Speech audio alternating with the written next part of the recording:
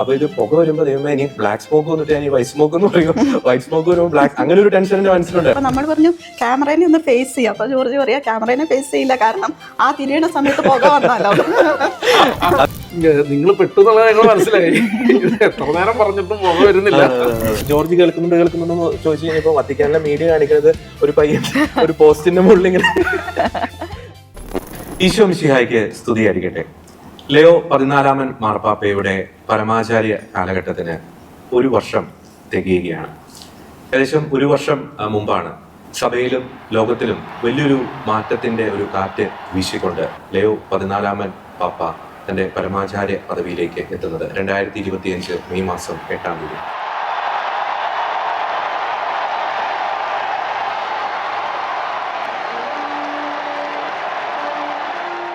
ആ ദിനങ്ങളിൽ ഷെക്കിന ന്യൂസിന്റെ തത്സമയ സംപ്രേഷണത്തിലൂടെ മാർപ്പാപ്പയുടെ തെരഞ്ഞെടുപ്പ് കോൺക്ലേവുമായി ബന്ധപ്പെട്ടുള്ള വാർത്തകൾ ജനലക്ഷങ്ങളിലേക്കാണ് അത് എത്തിക്കുവാൻ ഷെക്കിന ന്യൂസിന് സാധിച്ചത്. ലിയോ പാപ്പയുടെ ആ ഒരു തെരഞ്ഞെടുപ്പ് 1 വർഷം അത് തികയുമ്പോൾ, ഒരു ഫസ്റ്റ് ആനിവേഴ്സറി നമ്മൾ ആഘോഷിക്കുമ്പോൾ, ആ ദിനങ്ങളിൽ ഷെക്കിന ന്യൂസ് ഈ ഒരു തത്സമയ സംപ്രേഷണത്തിലൂടെ പ്രേക്ഷകരിലേക്ക് ആ ദൃശ്യങ്ങളും ആ വാർത്തകളും ആ റിപ്പോർട്ടിങ്ങും ഒക്കെ എത്തിക്കാൻ സാധിച്ചു. അത് അനുസ്മരിച്ചുകൊണ്ട് ദൈവത്തിന് നന്ദി പറഞ്ഞുകൊണ്ട് ഞങ്ങൾ അന്ന് ചെയ്ത കാര്യങ്ങളെ കുറിച്ചുള്ള ഒരു ഓർമ്മ പുതുക്കൽ, ഒപ്പം തന്നെ ലിയോ 14 പാപ്പയുടെ പരമാചാര്യ കാലഘട്ടത്തിൽ ഈ കഴിഞ്ഞ 1 കൊല്ലം ലോകത്തിലും സഭയിലും സംഭവിച്ച മാറ്റങ്ങൾ, ഇതൊക്കെ ഈ ഒരു സ്പെഷ്യൽ പ്രോഗ്രാമിലൂടെ ഞങ്ങൾ ചർച്ച ചെയ്യാൻ ആഗ്രഹിക്കുകയാണ്. ഞാൻ ജോർജി, എന്നോടൊപ്പം റോബിനുണ്ട്, റോസുണ്ട്. എല്ലാ പ്രിയപ്പെട്ട പ്രേക്ഷകർക്കും സ്വാഗതം. റോബിൻ, റോസ്, വളരെ സന്തോഷത്തിന്റെ ഒരു അഭിമാനത്തിന്റെ ഒരു നിമിഷം തന്നെയായിരുന്നു ഈ കഴിഞ്ഞ 1 കൊല്ലത്തെ. നമ്മൾ 1 കൊല്ലം മുമ്പ് മെയ് 7, 8 ആ ഒരു തീയതികളിൽ മാർപ്പാപ്പയുടെ ആ ഒരു കോൺക്ലേവ്, ലിയോ പാപ്പയുടെ കോൺക്ലേവ് തെരഞ്ഞെടുപ്പൊക്കെ ആയിട്ട് ബന്ധപ്പെട്ട് നമ്മൾ നടത്തിയ തത്സമയ റിപ്പോർട്ടിങ്, ഒപ്പം തന്നെ നമ്മൾ വത്തിക്കാനിൽ നിന്നും നമ്മൾ നടത്തിയിട്ടുള്ള ആ ഒരു അപ്ഡേഷൻസ്, അവിടെ നിന്നുകൊണ്ട് നമ്മൾ നടത്തിയ ആ ഒരു റിപ്പോർട്ടിംഗ് ഒക്കെ.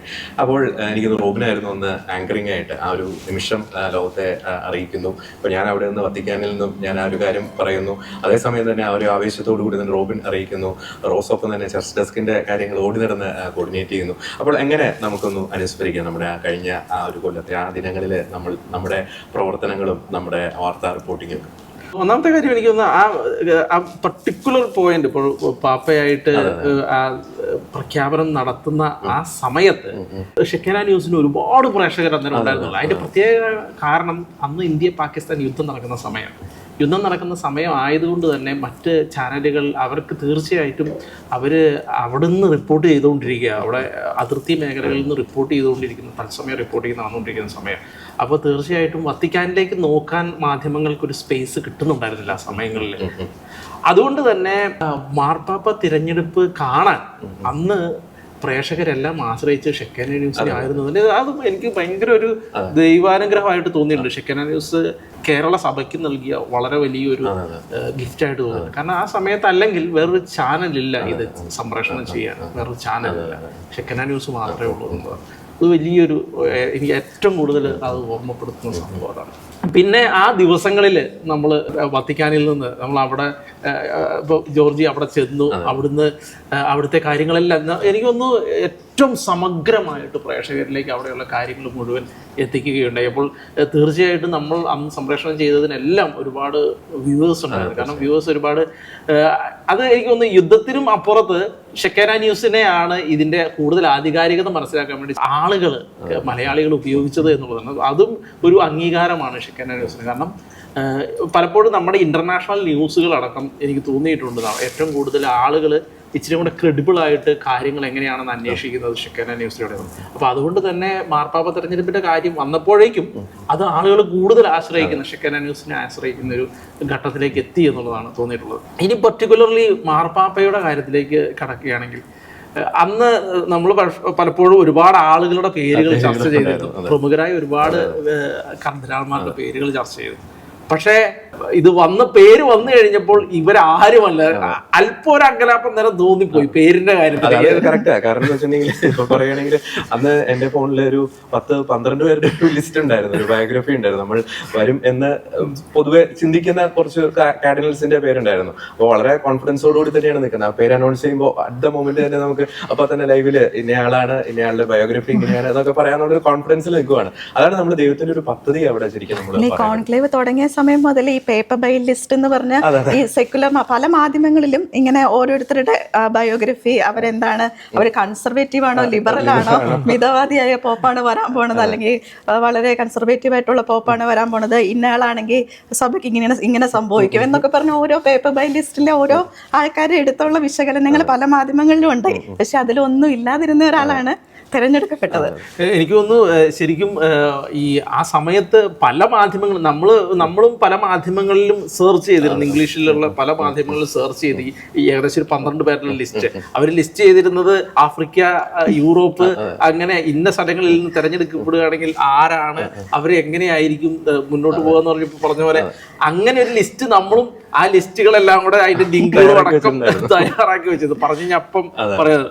പക്ഷേ ഇതിലൊന്നും പെടാത്ത ഒരാളെ അനൗൺസ് ചെയ്ത് നമ്മളൊരു അല്പം എനിക്കൊന്ന് നമ്മുടെ കൂടെ ഉണ്ടായിരുന്ന അച്ഛന്മാരടക്കം അല്പം ഒന്ന് ശങ്കിച്ചു പോയി. അതിന്റെ ഇടയിൽ കർദിനാൾ ടാഗ്ലെ പാപ്പയായെന്ന് വരെ പറഞ്ഞ് അതിന്റെ ന്യൂസ് കാർഡൊക്കെ വന്ന അഭിനന്ദനങ്ങളും പ്രാർത്ഥനകളും ഒക്കെ അങ്ങനെയൊക്കെ പ്രചരണം വന്നിരുന്നു. അത് ശരിക്കും ഞാൻ ഏപ്രിൽ 24 ശരിക്കും അന്ന് അവിടെ എത്തുന്നത്, റോമിൽ എത്തുന്നത്. അപ്പൊ ശരിക്കും ആ ഒരു മൊമെന്റ് എന്ന് പറഞ്ഞിട്ടുണ്ടെങ്കിൽ ഭയങ്കര ഒരു ഫീലുള്ള ഒരു മൊമെന്റ് ആയിരുന്നു. ഏപ്രിൽ 24 വത്തിക്കാനിലെ പ്രാദേശിക സമയം വൈകിട്ട് ആ ഒരു ചെറിയൊരു മഴയൊക്കെ പെയ്യുന്നുണ്ടായിരുന്നു. അപ്പം വത്തിക്കാൻ സെന്റ് പീറ്റേഴ്സ് ബസിലിക്കയുടെ ബാക്കിൽ അസ്തമയ സൂര്യന്റെ രശ്മികൾ ഇങ്ങനെ വരുന്നു. അവിടെ എത്തിയപ്പോൾ ഉള്ള ഒരു മൊമെന്റ് എന്ന് പറഞ്ഞാൽ നമുക്ക് എന്താ പറയുക, പറഞ്ഞറിയിക്കാൻ സാധിക്കാത്തൊരു മൊമെന്റ്. നമ്മുടെ സഭയെ കുറിച്ചുള്ള വലിയൊരു അഭിമാനം. നമ്മുടെ രക്തസാക്ഷികളുടെ മണ്ണ്, അനേകം വിശുദ്ധര് നടന്നു നീങ്ങിയ മണ്ണിൽ എത്താൻ സാധിച്ചു എന്ന് പറഞ്ഞാൽ ഭയങ്കര ഒരു ഫീലായിരുന്നു. ശരിക്കും അവിടെ എത്തിയപ്പോൾ എന്താ പറയുക, നമ്മുടെ മനസ്സിൽ വന്ന ആദ്യത്തെ ഒരു ചിന്ത എന്ന് പറയുന്നത് ദൈവമേ കർത്താവേ നന്ദി എന്ന് പറഞ്ഞൊരു ചിന്തയായിരുന്നു. വലിയൊരു ഫീലായിരുന്നു. എനിക്ക് തോന്നുന്നു നമുക്ക് ആ കോൺക്ലേവിന്റെ ആ ഒരു മെയ് 7 കോൺക്ലേവ് ആരംഭിക്കുന്നു. അതിനു മുമ്പ് നമുക്കറിയാം 12ഓളം ജനറൽ കോൺഗ്രിഗേഷൻ. ശരിക്കും ഞാൻ അവിടെ ആയിരുന്നപ്പോൾ ഓരോ ദിവസവും ഓരോ അത്ഭുതം തന്നെയായിരുന്നു. ഒരു കൊച്ചു കുട്ടിയുടെ ഒരു കൗതുകത്തോടു കൂടി തന്നെയായിരുന്നു ഓരോ കാര്യങ്ങളും നോക്കിക്കാണുന്നത്. കാരണം ആദ്യമായിട്ടാണല്ലോ നമ്മൾ അവിടെ എത്തുന്ന ഒരു പേപ്പൽ തെരഞ്ഞെടുപ്പ്, അവിടെ ചെന്ന് വത്തിക്കാനിൽ ചെന്ന് റിപ്പോർട്ട് ചെയ്യാന്ന് പറഞ്ഞാൽ ആദ്യമായിട്ടാണ്. വലിയൊരു ആകാംക്ഷ ഉണ്ടായിരുന്നു, കൗതുകം ഉണ്ടായിരുന്നു, അല്പം ടെൻഷൻ ഉണ്ടായിരുന്നു, ഭയം ഉണ്ടായിരുന്നു. പക്ഷേ എങ്കിൽ പോലും ഓരോ ദിവസവും നമുക്കറിയാം ജനറൽ കോൺഗ്രിഗേഷൻ നമ്മൾ പല ദിവസം റിപ്പോർട്ട് ചെയ്തു. ഓരോ ജനറൽ കോൺഗ്രിഗേഷനിലും പുതിയ വാർത്തകളാണ്. ഒരു ജനറൽ കോൺഗ്രിഗേഷൻ കോൺക്ലേവിന്റെ ഡേറ്റ് അനൗൺസ് ചെയ്യുന്നു, അടുത്തൊരു ജനറൽ കോൺഗ്രിഗേഷൻ മറ്റു ചില കാര്യങ്ങൾ. അപ്പം ലോകമെമ്പാടുന്നുള്ള കാർഡിനൽസ് അവിടെ വരുന്നു. അപ്പോൾ വല്ലാത്തൊരു എക്സ്പീരിയൻസ് തന്നെയായിരുന്നു എന്ന് കൃത്യമായിട്ടും പറയാൻ സാധിക്കും. എനിക്ക് നമുക്ക് ആദ്യത്തെ ദിനം പോലും തുടങ്ങാനില്ല. റോസാണ് അണിയറയിൽ നിന്ന് കാര്യങ്ങളെല്ലാം ശരിക്കും ക്രമീകരിച്ചു. ജോർജ് പറയുമ്പോ അതിലൊരു കാര്യം ചേർക്കേണ്ട, നമ്മൾ അവിടെ എത്തിപ്പെട്ടത് തന്നെ അതൊരു വലിയ അത്ഭുതമായിരുന്നു. സ്വർഗ്ഗം അത് എങ്ങനെ നമ്മുടെ ടീം ഷെക്കനെ അവിടെ എത്തിച്ചു എന്നുള്ളത് ഇപ്പോഴും ഒരു അത്ഭുതമായിട്ട്, ഒരു ചോദ്യചിഹ്നമായിട്ട് നിൽക്കുവാണ്. നമുക്ക് കൃത്യസമയത്ത് അവിടെ എത്തിപ്പെടാൻ പറ്റി. പിന്നെ നടന്ന ഓരോ സ്റ്റെപ്പും, അതായത് കത്തോലിക്ക സഭയുടെ റിച്ച്നെസ്, ആ പാരമ്പര്യങ്ങൾ, ട്രഡീഷൻ, ഹിസ്റ്ററി, ഇതൊക്കെ നമുക്ക് അതിൻ്റെ ഒരു റിച്ച്നെസ് മനസ്സിലായ ഒരു പ്രൊസീജിയറുകളായിരുന്നു ഓരോന്നും. അതായത് ഈ 2000 വർഷത്തെ പാരമ്പര്യം സഭയ്ക്ക്, അന്ന് ആദ്യത്തെ പാപ്പ വിശുദ്ധ പത്രോസ്ലീഹ, അത് കഴിഞ്ഞത് 267ാമത്തെ പാപ്പ. അപ്പൊ ഇത്രയും നാളുകളായിട്ട് സഭ ഇങ്ങനെ തുടരുന്നു. ഒരു പാപ്പ, അത് വേറെ ആർക്കും അവകാശപ്പെടാനില്ലാത്ത ഒരു സമ്പന്നത, സഭയുടെ സമ്പന്നത നമുക്ക് അവിടെ ഫീൽ ചെയ്യാൻ പറ്റും. പാപ്പമാരുടെ തെരഞ്ഞെടുപ്പ് 267ാമത്തെ പാപ്പയാണ് സഭയ്ക്ക് ഉണ്ടാവുന്നത്. വേറെ ഒരു പ്രസ്ഥാനത്തിന് ഇത്രയും പ്രാചീനമായിട്ടുള്ള ഒരു ചരിത്രം പറയാനുണ്ടാവില്ല. കാത്തലിക് ചർച്ചിന്റെ ഒരു ബ്യൂട്ടി അത് ഭയങ്കരമായിട്ട് ഫീൽ ചെയ്ത സമയം. പിന്നെ സഭ ഏകവും പരിശുദ്ധവും സ്ലൈകവും സാർവത്രികവുമായ സഭ, അതായത് ഈ പേപ്പൽ തെരഞ്ഞെടുപ്പിന്റെ സമയത്ത് ആഗോള സഭ, രാജ്യവ്യത്യാസമില്ല, ഭാഷാ വ്യത്യാസമില്ല, ആരാധനാക്രമ വ്യത്യാസമില്ല, ഒരു വ്യത്യാസം ഇല്ലാതെ എല്ലാ കണ്ണുകളും വത്തിക്കാനിലേക്ക്. അപ്പോൾ നമ്മുടെ സഭ മുഴുവൻ ഒന്നിച്ച ഒരു സമയം. അവിടെ വേറൊരു വ്യത്യാസങ്ങളും അവിടെ വെളിപ്പെടുന്നില്ല. എല്ലാവരും പാപ്പയ്ക്ക് വേണ്ടി പ്രാർത്ഥിക്കുന്നു ഒരേ കൂട്ടായ്മയിൽ. ശരിക്കും ആദിമ സഭയുടെ ഒരു കൂട്ടായ്മയും അതൊക്കെ ഫീൽ ചെയ്ത ഒരു സമയങ്ങളായിരുന്നു. തീർച്ചയായും ഇപ്പൊ റോസ് പറഞ്ഞ പോലെ റൂബിൻ, അതായത് അവിടെ നിന്നിപ്പോ നമ്മൾ എന്താ പറയുക, നമ്മൾ സ്കൂളിലൊക്കെ പഠിക്കുന്ന ആ ഒരു ശൈലി ഉണ്ടല്ലോ, അതാണ് നമ്മളിപ്പോ കോൺക്ലേവ് എന്ന് കേട്ടിട്ടുണ്ട്. പക്ഷെ അതിന്റെ ഒരു പ്രൊസീജിയർ എന്തൊക്കെയാണ്, എങ്ങനെയായിരിക്കും അതിന്റെ വോട്ടിങ്, ഇപ്പൊ മുൻകാല കോൺക്ലേവുകളിൽ അത് ചില കൗതുകരമായിട്ടുള്ള ആയിട്ടുള്ള ചില ഷോർട്ടസ്റ്റ് കോൺക്ലേവ്, ലോങ്സ്റ്റ് കോൺക്ലേവുകൾ എങ്ങനെയാണ് സംഭവിച്ചത്? ഇപ്പൊ മാർപ്പാപ്പ, ഇപ്പൊ വൈദികനല്ലാത്തൊരു വ്യക്തിയെ മറ്റേ മാർപ്പാപ്പയെ തെരഞ്ഞെടുക്കപ്പെട്ട വർഷങ്ങൾ നീണ്ട 3 വർഷത്തോളം നീണ്ട കോൺക്ലേവ്, എനിക്ക് തോന്നുന്നു ഗ്രിഗറി 10-നെയൊക്കെ തെരഞ്ഞെടുത്ത കോൺക്ലേവ്. അപ്പോൾ അത് പുതിയൊരു അറിവായിരുന്നു. നമ്മുടെ ശരിക്കും പറഞ്ഞിട്ടുണ്ടെങ്കിൽ ആ ഒരു പേഴ്സണലി എന്നെ സംബന്ധിച്ചിടത്തോളം നമ്മുടെ സഭയോട് വലിയൊരു സ്നേഹം വരുവാൻ ആ ഒരു നിമിഷങ്ങൾ, ആ ഒരു ദിവസം തീർച്ചയായിട്ടും സഹായമായി എന്ന് എനിക്ക് തോന്നുന്നു. എനിക്ക് ഏറ്റവും രസകരമായിട്ട് എനിക്ക് തോന്നിയത്, നമ്മള് ഇപ്പോൾ ഫ്രാൻസിസ് പാപ്പ മരിക്കുമ്പോൾ അതെല്ലാം കാര്യങ്ങളെല്ലാം ചെയ്തു. പക്ഷെ പെട്ടെന്ന് ഈ കോൺക്ലേവിന്റെ കാര്യം വന്നത് നമ്മൾ പെട്ടെന്ന് തന്നെ അവിടെ എത്തിച്ചേർന്നു. ജോർജ് അവിടെ വളരെ പെട്ടെന്ന് അവിടെ എത്തിച്ചേർന്ന് പിന്നെ എനിക്ക് ഏറ്റവും ഫീൽ ചെയ്തത്, നമ്മള് അവിടെ നിന്ന് നമ്മള് കറക്റ്റ് വത്തിക്കാനിൽ നിന്ന് നമ്മൾ ഇവിടെ നിന്ന് ഡയറക്ട്ലി അത്ര ക്ലോസ് ആയിട്ട് നമ്മള് വർക്ക് ചെയ്യുന്നത്, അത്ര ക്ലോസ് ആയിട്ട് വർക്ക്. കാരണം നമ്മൾ ഒരിക്കലും പ്രതീക്ഷിച്ചു നമ്മൾ ഇവിടെ നിന്ന് തന്നെ അവിടുത്തെ ലൈവുകൾ എടുത്ത് ചെയ്യാന്നുള്ളതിനപ്പുറത്ത് നമ്മൾ തന്നെ പോയി അവിടെ പോയി റിപ്പോർട്ട്. എനിക്ക് തോന്നുന്നു ജോർജി അവിടെ നിന്ന് റിപ്പോർട്ട് ചെയ്യുമ്പോൾ സത്യം പറഞ്ഞു കഴിഞ്ഞാൽ ഭയങ്കര ഫീൽ ആയിട്ട് എനിക്ക് തോന്നി. കാരണം അങ്ങനെയല്ല, നമ്മള് മറ്റൊരു രാജ്യത്ത് നിൽക്കുന്നു.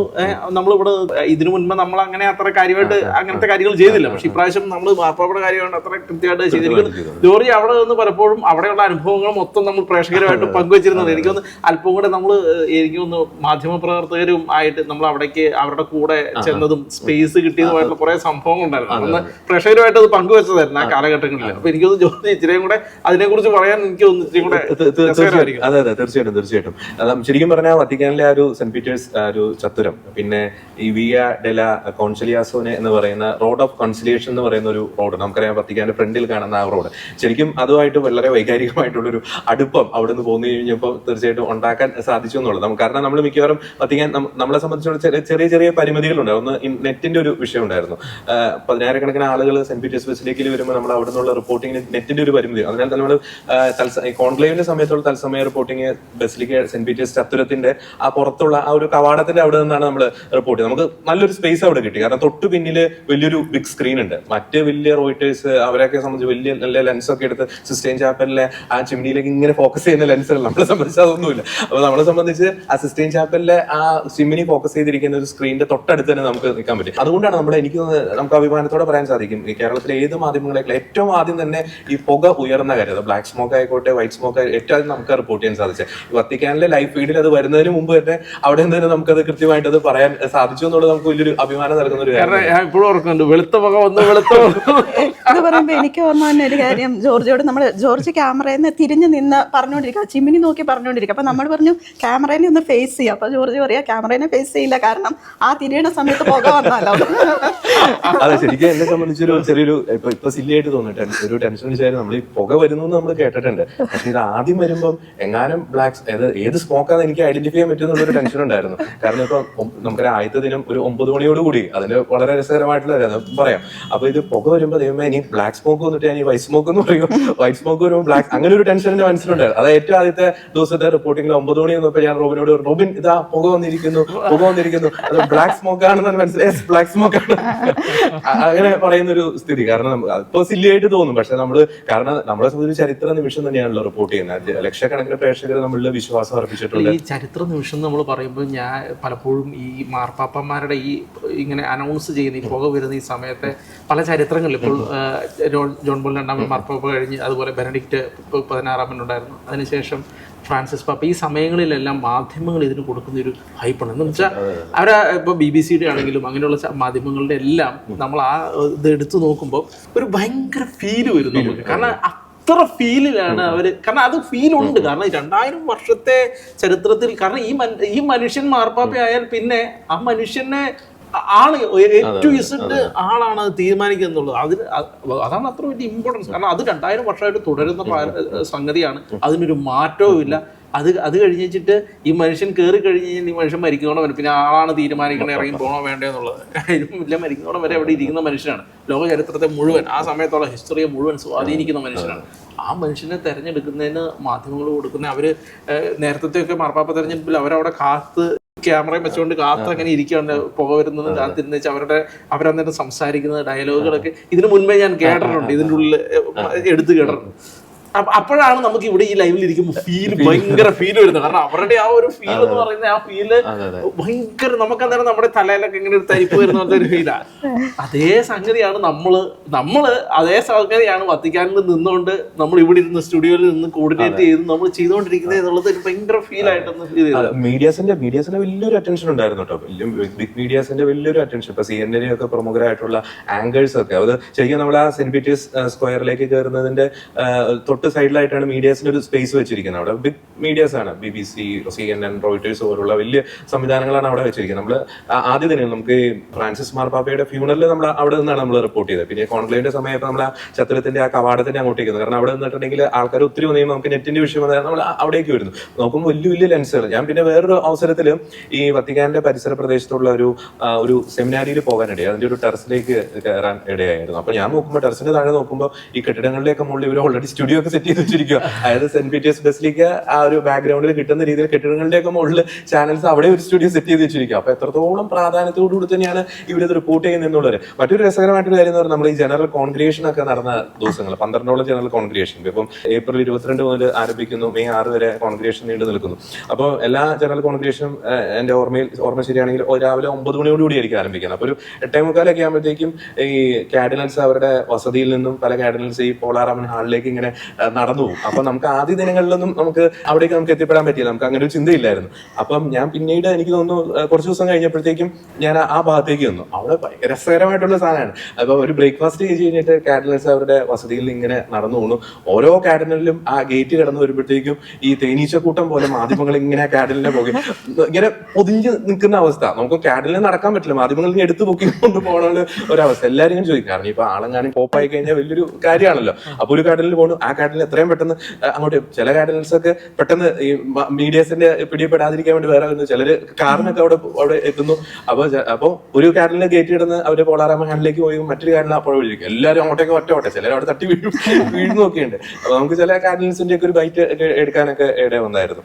അപ്പൊ അത് വലിയൊരു കാര്യം. ഇപ്പൊ റോബിൻ പറഞ്ഞതുപോലെ മീഡിയ അറ്റൻഷൻ ഭയങ്കരമായിരുന്നു. ഭയങ്കര ഒരു മീഡിയ അറ്റൻഷൻ. ഇപ്പൊ 2013 ഒരു സാഹചര്യം അല്ല ഇപ്പോൾ ഉള്ളത്. വലിയൊരു മീഡിയ അറ്റൻഷൻ, വലിയ രീതിയിൽ മീഡിയ അറ്റൻഷൻ. പിന്നെ എടുത്തു പറഞ്ഞിട്ട് വത്തിക്കാൻ മീഡിയ പ്രവർത്തകർക്ക് ചെയ്ത ഒരു സൗകര്യം തന്നെയായിരുന്നു. കാരണം നമ്മൾ ആ റിപ്പോർട്ടിങ്ങിന് വേണ്ടി നമ്മൾ നിന്ന ഒരു സ്ഥലത്ത് 50 മീറ്റർ മാറിയാണ് വലിയൊരു ഹോള് മീഡിയ പേഴ്സൺസിന് വേണ്ടിയിട്ട് ഒരുക്കുക. എല്ലാ ഇന്റർനെറ്റ് സംവിധാനങ്ങൾ, AC സൗകര്യങ്ങൾ അവിടെ ഇരുന്ന് നമുക്ക് ഈ പറയുന്ന പോലെ നമ്മൾ പെട്ടെന്ന് ഇപ്പം റോസ് കാര്യം പറയും ഇന്നൊരു കാര്യം വന്നിട്ടുണ്ട്, നമുക്ക് അവിടെ നിന്ന് റിപ്പോർട്ട് ചെയ്ത് എടുത്ത് തന്നെ അതെടുത്ത് ഉടനെ തന്നെ നമ്മൾ ലാപ്ടോപ്പ് അവിടെ ഉണ്ട് എടുത്ത് അയച്ചിരുന്നു. അപ്പോൾ വലിയ രീതിയിലുള്ള ഒരു സൗകര്യം മാധ്യമ പ്രവർത്തകർക്ക് ശരിക്കും വത്തിക്കാൻ തന്നിരുന്നു. അപ്പൊ എനിക്ക് തോന്നുന്നു നമുക്ക് കോൺക്ലേവിന്റെ ആദ്യ ദിനം മുതലൊന്ന് ചിന്തിക്കാന്ന് എനിക്ക് തോന്നുന്നു അല്ലെ. മെയ് 7-ാം തീയതി ആരംഭിക്കുന്നു. 10 മണിക്ക് പരിശുദ്ധ കുർബാന ഉണ്ടായിരുന്നു കാർഡിനൽസിന്റെ നേതൃത്വത്തിൽ. കാർഡിനൽ ഡീനായിട്ടുള്ള ജിയോ ബാറ്റിസ്റ്റാറെ കാർഡിനലിന്റെ നേതൃത്വത്തിൽ പരിശുദ്ധ കുർബാന. പിന്നീട് 4:30 മുതൽ പിന്നീടുള്ള എനിക്ക് തോന്നുന്നു ഒരു 24 മണിക്കൂറിലധികം സമയം എന്ന് പറയുന്നത് ലോകത്തിന്റെ കണ്ണുകൾ ഒരു ചിമ്മിനിയിലേക്ക് ഉടക്കി നിന്ന ഒരു സമയം അല്ലേ. നമ്മളെന്നെ തുടർച്ചയായിട്ടൊന്ന് പറയുന്നുണ്ടായിരുന്നു മുഴുവൻ ചിമ്മിനിയിൽ നോക്കി നിൽക്കുന്ന ഒരു സമയമാണെന്ന്. എനിക്കത് അന്ന് നമ്മൾ ഇത് ചെയ്യുന്ന സമയത്ത് നമ്മള് പിന്നീട് നമ്മുടെ ചാനലിൽ കണ്ട ആളുകൾ പറഞ്ഞു നിങ്ങൾ ഇപ്പൊ വരും എന്ന് പറഞ്ഞു. ഇപ്പൊ വരും നമ്മൾ പറഞ്ഞു ഏതാണ്ട് 1.5-2 മണിക്കൂറൊക്കെ കണ്ട് മുന്നോട്ട് പോയിട്ട് അന്ന് ഉള്ളിൽ അല്പം കൂടെ കാര്യങ്ങളൊക്കെ എക്സ്ട്രാ. അതായത് 5:45 അവിടെ എക്സ്ട്രാ ഓമിനിസ് എന്ന് പറഞ്ഞ സിസ്റ്റൈൻ ചാപ്പലിന്റെ വാതിൽ അടയ്ക്കുന്നുണ്ട്. അപ്പോൾ മുൻകാലങ്ങളിലെ ഒരു ട്രെൻഡ് അനുസരിച്ച് വത്തിക്കാനിലെ സമയം 5:45 കഴിഞ്ഞാൽ 7 മണിയോടുകൂടി നമുക്ക് റിസൾട്ട് അറിയാം. അത് സ്വാഭാവികമായിട്ട് ബ്ലാക്ക് സ്മോക്ക് തന്നെയായിരിക്കും. ഇതുവരെ ആദ്യത്തെ റൗണ്ടിൽ ഇതുവരെ ഒന്നും സംഭവിച്ചിട്ടില്ല. അപ്പോൾ 5:45 അടയ്ക്കുന്നു. അപ്പൊ റോബിൻ ഇവിടെ നമ്മൾ ചോദിച്ചുകൊണ്ട് അപ്പൊ നമ്മുടെ ഒരു മാക്സിമം ഒരു 1.25 മണിക്കൂർ മാത്രമേ അവിടെ നിന്ന് റിപ്പോർട്ടിങ് പോയാൽ മതി. സമയം 6 മണിയാവും 6:30. അപ്പൊ ഞാൻ വത്തിക്കാനിലെ പ്രാദേശിക സമയം 6:30 ആയിട്ടുണ്ട്. ഇനി വെറും 30 മിനിറ്റ് മാത്രം ബാക്കിയുള്ള ഒരു ചരിത്ര നിമിഷങ്ങൾക്ക് നമുക്ക് സാക്ഷ്യം വഹിക്കാൻ നമ്മളിങ്ങനെ റിപ്പോർട്ട് ചെയ്തുകൊണ്ടിരിക്കും. ഞാൻ ഒരു 7:15 ആകുമ്പോഴത്തേക്കും പുക ഉയരും. 7:30 ആവുന്നു, ഒന്നും സംഭവിക്കുന്നില്ല. 7:45 ആവുന്നു, അനന്തമായിട്ട് ഇങ്ങനെ നീണ്ടുപോവുക. അപ്പം ശരിക്കും പറഞ്ഞിട്ടുണ്ടെങ്കിൽ അതിന്റെ തമാശ എന്ന് പറഞ്ഞിട്ടുണ്ടെങ്കിൽ മറ്റ് നമുക്ക് ഈ വെസ്റ്റേൺ മീഡിയാസ് അവരുടെ ഒരു റിപ്പോർട്ടിംഗ് ശൈലി നമ്മളെ പോലെ ഒരു ഭയങ്കര ആവേശം നൽകുന്ന അങ്ങനെ ഒരു എന്ത് സംഭവിച്ചാലും വളരെ ശാന്തമായിട്ട് അവിടെ റിപ്പോർട്ട് ചെയ്യണം. അപ്പൊ അന്ന് കോൺക്ലേവിന്റെ ആ ദിവസം നമ്മുടെ UK ആൽബിനായിരുന്നു ക്യാമറ. അപ്പം ഞാൻ അവിടെ ഇരുന്ന് ഇങ്ങനെ ഭയങ്കരമായിട്ട് ആവേശത്തോടുകൂടി ഇപ്പോൾ സംഭവിക്കാം നമ്മൾ പ്രാർത്ഥനയോടെ കാത്തിരിക്കുക എന്നൊക്കെ വളരെ ആവേശത്തോടുകൂടി ഇങ്ങനെ റിപ്പോർട്ട് ചെയ്തുകൊണ്ടിരിക്കുമ്പോൾ അടുത്തുള്ള മറ്റേ ഇറ്റലിയിൽ നിന്നും പല സ്ഥലത്തുനിന്ന് ആൾക്കാർ ഇയാളെന്തീ പറഞ്ഞുകൊണ്ടിരിക്കുക എന്ന് മാത്രം ബഹളം വെക്കാൻ എന്താ ഉള്ളതെന്ന് ചോദിച്ചു. അപ്പൊ കുറച്ച് കഴിഞ്ഞപ്പോഴത്തേക്കും പിന്നെ ഞാൻ അവിടെ ബിഗ് സ്ക്രീനിന്റെ അടിയിൽ നിന്നാണ് റിപ്പോർട്ട് ചെയ്യുന്നത്. കുറച്ച് കഴിയുമ്പോഴത്തേക്കും നമ്മുടെ ചുറ്റും വലിയൊരു ആൾക്കൂട്ടായി. ഇറ്റലിയിൽ നിന്നുള്ളൊരു അപ്പാപ്പനും അമ്മൂമ്മയും അങ്ങനെ കുറെ പേരൊക്കെ അവിടെ നിൽക്കണം. അവരൊക്കെ പിന്നെ അവരിങ്ങനെ ചില കോമഡിയും തമാശയൊക്കെ പറയുന്നുണ്ട്. ഇപ്പൊ സിസ്റ്റൈൻ ചാപ്പലിൽ അവര് തീപ്പെട്ടി എടുക്കാൻ മറന്നു, ലൈറ്റർ എടുക്കാൻ മറന്നു എന്നൊക്കെ പറഞ്ഞ് അതുകൊണ്ടാണ് വൈകണമെന്നൊക്കെ പറഞ്ഞു. അപ്പൊ ഇവിടുന്ന് പിന്നെ എനിക്ക് ടെൻഷനായി. ഇതിപ്പം നമുക്കറിയൊരു നമ്മളിപ്പോ കേരളത്തിലൊക്കെ ഇലക്ഷനൊക്കെ റിപ്പോർട്ട് ചെയ്യുമ്പോൾ നമുക്കറിയാം ഇന്ന പഞ്ചായത്തിൽ എണ്ണൽ വരുന്നു, അപ്പൊ UDF ആയിരിക്കും എന്തെങ്കിലുമൊക്കെ പറയാനുണ്ടാവും. ഇത് നമുക്ക് ഒന്ന് കാരണം അത്രമാത്രം സീക്രട്ട് ആയിട്ട് നടക്കുന്ന കാര്യമാണ്. അതിന്റെ ഉള്ളിൽ എന്താണ് നടക്കുന്നത് നമുക്ക് അതാണ് എടുത്തു പറയേണ്ട ഒരു കാര്യം, കോൺക്ലേവിന്റെ സീക്രസി. അവര് ഈ കർദിനാൾമാരെല്ലാരും കൂടി വിശുദ്ധരുടെ ലുത്തിന പാടി ആ സിസ്റ്റൈൻ ചാപ്പലിലേക്ക് കയറുന്നു. അവിടെ ഒരുമിച്ച് അവർ പരിശുദ്ധാത്മാവിന്റെ ഗാനം പാടുന്നു. നമുക്ക് ഭയങ്കര ഒരു ഫീല് വരുന്ന കാര്യങ്ങൾ, നൊസ്റ്റാൾജിയ ഫീല് വരുന്ന കാര്യങ്ങൾ. അത് കഴിഞ്ഞിട്ട് എക്സ്ട്രാ ഓമിനസ് പറഞ്ഞ് ആ വാതിൽ അടച്ചു കഴിഞ്ഞാൽ പിന്നെ അവിടെ നെറ്റ്വർക്ക് എല്ലാം ജാമാക്കി വെച്ചിരിക്കുകയാണ്, സിഗ്നലൊക്കെ ജാമാണ്. പിന്നെ ആർക്കും പുറലോകമായിട്ട് ഒരു ബന്ധമില്ല. അതിൻ്റെ ഉള്ളിൽ എന്താ നടക്കുന്നതെന്ന് സ്വർഗത്തിനും അതിൻ്റെ ഉള്ളവർക്ക് മാത്രമേ അറിയുള്ളൂ. അല്ലാതെ ഒരു ക്ലൂ ആവട്ടെ എന്തെങ്കിലും അവിടെ ഇലക്ഷൻ ഒരു വോട്ടെടുപ്പ് കഴിഞ്ഞോ, ഒരു ബാലറ്റ് കഴിഞ്ഞോ, ഇനി അപ്പോൾ നമുക്ക് ഒന്നും പറയാൻ പറ്റാത്തൊരവസ്ഥ. അതുപോലെ തന്നെ സീക്രസി പോലെ തന്നെയാണ് അതിൻ്റെ ഒരു എഫിക്കസി. അത് നമ്മൾ ഈ അതിൻ്റെ ഒരു ഓർഡറും അത് കൃത്യമായിട്ട് അവർ ചെയ്യുന്ന ഒരു ഇതേ അത് നമ്മൾ വിചാരിക്കും ഇനി അവർ കറുത്ത പുക ഇട്ടിട്ട് വെളുത്ത പുക എങ്ങാനും വരും, ആ കറുത്ത പുകയ്ക്കുള്ള ഇൻഗ്രീഡിയൻസ് ഇട്ടിട്ട് അത് തെറ്റിപ്പോയിട്ട് വെളുത്ത പുക എങ്ങാനും വരും. നമുക്കാകെ പുറത്തിരിക്കുന്നവർക്ക് ആകെ ടെൻഷനും കൺഫ്യൂഷനും ഇനി അവർ വിചാരിക്കാത്ത സമയത്ത് എങ്ങാനും പുക വന്നോ, അങ്ങനെയൊക്കെ നമുക്ക് പുറത്തിരിക്കുന്നവർക്ക് കൺഫ്യൂഷൻ വരും. പക്ഷെ അത് വളരെ എഫിക്കൻ്റ് ആയിട്ട് തന്നെ അത് പോയി. അതുപോലെ തന്നെ അതിൻ്റെ ഒരു എലഗസി, അതിൻ്റെ ഒരു റിച്ച്നെസ് നമുക്ക് ഈ പല ലോക മാധ്യമങ്ങൾ നോക്കുമ്പോൾ സഭയുടെ ആ പ്രൊസീജിയേഴ്സ്, ആ ഒരു തിട്ടപ്പെടുത്തിയുള്ള ആ ഒരു ഓർഡർ ആയിട്ടുള്ള പ്രൊസീജിയേഴ്സ് അത് ഭയങ്കര ഒരു എലഗന്റ് തന്നെയാണ്. അങ്ങനെ ഒരു സീക്രസി, എഫിക്കസി, എലഗസി അത് ഭയങ്കരമാണ് കോൺക്ലേവിന്റെ സമയത്ത്. കാരണം ഇത്തവണ നമുക്കറിയാം 133ഓളം കാർഡിനൽസ്, അത് 70ഓളം രാജ്യങ്ങളിൽ നിന്നുള്ളവര്. അപ്പോൾ ആദ്യത്തെ ഘട്ടത്തിൽ ഇപ്പം റോബിൻ ചോദിച്ചുകൊണ്ടിരിക്കും നമുക്കത് എന്തായിരിക്കും സംഭവിക്കുന്നത്, എപ്പോ വരും. അപ്പൊ കുറച്ചൊക്കെ കഴിയുമ്പോഴത്തേക്ക് ഒരു 1.5 മണിക്കൂർ എന്റെ കയ്യിലുള്ള സ്റ്റോക്ക് കഴിഞ്ഞുകൊണ്ടിരിക്കുക. പിന്നെ മുൻ കോൺക്ലേവിന്റെ ചില ചരിത്രമൊക്കെ പറഞ്ഞിട്ട് നമ്മൾ പിടിച്ചേക്കുക. ഞാൻ പ്രാർത്ഥിക്കുന്നത് ഇത് എത്രയും പെട്ടെന്ന് പോകാൻ ഇനി കുറെ കൊണ്ട് നീണ്ടു കഴിഞ്ഞത്. അന്ന് കണ്ട ആളുകള് പറഞ്ഞു അവർക്ക് തന്നെ ഇത് മനസ്സിലായി. നമ്മള് പറയുന്ന കാര്യങ്ങള് എന്ന് വെച്ചാൽ നമ്മൾ ഉദ്ദേശിച്ച സമയം കൂടി പോയി, നമ്മൾ പെട്ടു എന്നുള്ള കാര്യം. അപ്പൊ നമ്മളെ കണ്ട പല അച്ഛന്മാരും അവര് ഒക്കെ പറഞ്ഞൊരു കാര്യം, നിങ്ങൾ പെട്ടു എന്നുള്ളത് ഞങ്ങൾ മനസ്സിലായി, എത്ര നേരം പറഞ്ഞിട്ടും പുക വരുന്നില്ല. അപ്പൊ സത്യം പറഞ്ഞാൽ ഞങ്ങൾക്കും അതൊരു രസമായി തോന്നിയായിരുന്നു എന്ന് പറഞ്ഞു. അയ്യോ അത് ഭയങ്കര. പിന്നെ അവസാനം 9 മണിക്ക് വന്നപ്പോഴാണ് ഏറ്റവും ആദ്യത്തെ നമ്മുടെ ആ ഒരു റിപ്പോർട്ടിങ്. അപ്പൊ ഞാൻ ആദ്യം നേരത്തെ പറഞ്ഞതുപോലെ അത് പുക വരുന്നുണ്ട്, ഇനിയിപ്പോ വെളുത്ത പുകയാണെന്ന് അറിയാൻ വേണ്ടി 2 സെക്കൻഡ് വെയിറ്റ് ചെയ്ത് അത് കറുത്ത പുക തന്നെയാണ്, കറുത്ത പുക. അപ്പൊ റോബിൻ അവിടെ നിന്ന് വരുന്നുണ്ട്. പിന്നെ എനിക്ക് തോന്നുന്നു 10-30 സെക്കൻഡ് കഴിഞ്ഞിട്ടാണ് ശരിക്കും നമ്മുടെ വത്തിക്കാൻ ലൈവ് മീഡിയയിലെ വിഷ്വൽ വരുന്നത്. കാരണം ലൈവായിട്ട് അവിടെ, പക്ഷെ അതിന്റെ ഫീഡ് ഇവിടെ എത്താൻ ഒരു സമയം എടുക്കും. പക്ഷെ ഏറ്റവും ആദ്യം നമ്മൾ ഓൺ വോയിസ് നമ്മുടെ സംവിധാനത്തിലൂടെ ഏറ്റവും ആദ്യം തന്നെ ഈ പുക വന്ന കാര്യം റിപ്പോർട്ട് ചെയ്ത് നമ്മൾ തന്നെയാണ്. വത്തിക്കാനിൽ വരുന്നതിന് മുമ്പ് ഏറ്റവും ആദ്യം തന്നെ നമ്മുടെ ലൈവായിട്ട് തന്നെ. അത് വലിയൊരു ദൈവാനുഗ്രഹമായിരുന്നു കേട്ടോ. കാരണം നമ്മള് തലേദിവസം ആയിക്കോട്ടെ, പിറ്റേ ദിവസത്തെ 3ാമത്തെ ബാലറ്റ് കഴിഞ്ഞിട്ടുള്ള സെഷൻ ആയിക്കോട്ടെ, വെളുത്ത ആ സമയത്തൊക്കെ നമ്മൾ ലൈവ് റിപ്പോർട്ടിങ് അവിടെ ഉണ്ടായിരുന്നു എന്നുള്ളത്. ഇടയ്ക്ക് നമ്മൾ ഒന്ന് ബ്രേക്ക് എടുക്കുമായിരുന്നു. പക്ഷെ ആ സമയത്ത് കഴിച്ച് ഒന്നും വന്നില്ല. അപ്പൊ പുക വന്ന സമയത്ത് തന്നെ നമുക്ക് കൃത്യമായിട്ട് റിപ്പോർട്ട് ചെയ്യാൻ സാധിച്ചു എന്നുള്ളത് വലിയൊരു കാര്യം. അല്ല അന്നത്തെ ശരിക്കും നമ്മൾ പിന്നീട് 2ാമത്തെ ദിവസത്തിലേക്ക് എത്തുവാണെങ്കിൽ, പക്ഷേ എനിക്ക് തോന്നുന്നു 2ാമത്തെ ദിവസത്തിലേക്ക് എത്തിയപ്പോൾ നമ്മുടെ ചർച്ച നമ്മൾ മാറി. കാരണം എന്താ വെച്ച് കഴിഞ്ഞാല് പിന്നീട് നമ്മൾ ഇതിന്റെ ടൈം ഡ്യൂറേഷനുകൾ, പല ടൈം ഡ്യൂറേഷനുകളിലേക്ക് നമ്മൾ പോകാൻ. അതായത് 10:30, പിന്നെ എക്സ്പെക്ട് ചെയ്യുന്നത് 10:30. ഇനി വെളുത്ത പോകുകയാണെങ്കിൽ 10:30 വരും. പിന്നെ 2 സെഷനിലും വന്നില്ലെങ്കിൽ അല്ലെങ്കിൽ വന്നാൽ തന്നെയും 12 മണി. പിന്നീട് വൈകിട്ടത്തെ 4ാമത്തെ ബാലറ്റ് കഴിഞ്ഞാൽ വെളുത്ത പോകുകയാണെങ്കിൽ 5:30. അത് കഴിഞ്ഞിട്ട് പിന്നെ 7 മണി. ഈ സമയമാണ് നമ്മുടെ പിറ്റേ ദിവസം മുതൽ നമ്മുടെ മുമ്പിലുള്ളത്. അപ്പൊ ആ സമയം നമ്മൾ ഇങ്ങനെ കാത്തിരുന്നോണ്ടിരിക്കും. അത് കഴിഞ്ഞിട്ട് പിന്നെ എനിക്ക് തോന്നുന്നു നമ്മളന്ന് പിന്നെ കൂടുതലായിട്ടും ചർച്ച ചെയ്തത് ഈ മാർപ്പാപ്പമാരെ തെരഞ്ഞെടുക്കാൻ എത്രത്തോളം സമയം ചരിത്രത്തിൽ എടുത്തു എന്നുള്ളത് പറഞ്ഞു.